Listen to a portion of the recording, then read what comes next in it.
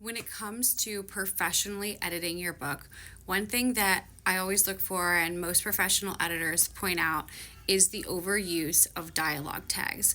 Dialogue tags tend to be a real indicator of maybe novice writing, and as the reader, it's never fun to have an overuse of dialogue tags because studies show, and we've all experienced this as readers too, is that once points of view are established, characters are established, if the writing is well written and if the dialogue is well written, it is easy to follow along with who is talking. So dialogue tags, just to take it back, are any indicator around the dialogue, like Elizabeth said, or Matthew stated, or Kayla replied. So those are dialogue tags. And really what it comes down to is it's just not super exciting to read.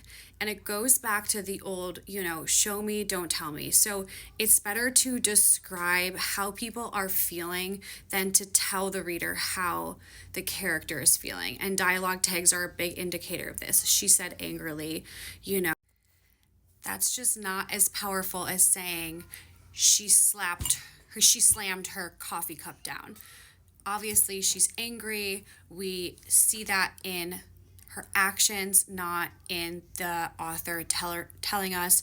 We want the narrator and the point of view really to be from the character and give the reader a chance to experience what the character is experiencing.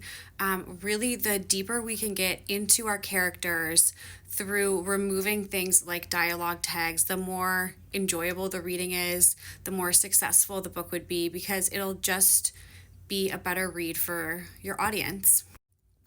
So in writing, if there's ever an opportunity to describe emotion rather than to state that emotion, definitely describe the emotion for the reader rather than just stating what the emotion is that the character feels.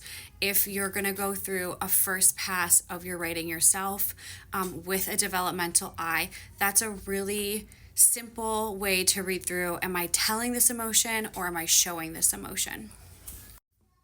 Comment, dev, edit, and I will share more information with you about the developmental editing process, working with me, and how to fine tune your manuscripts before you query and before you submit to publishers.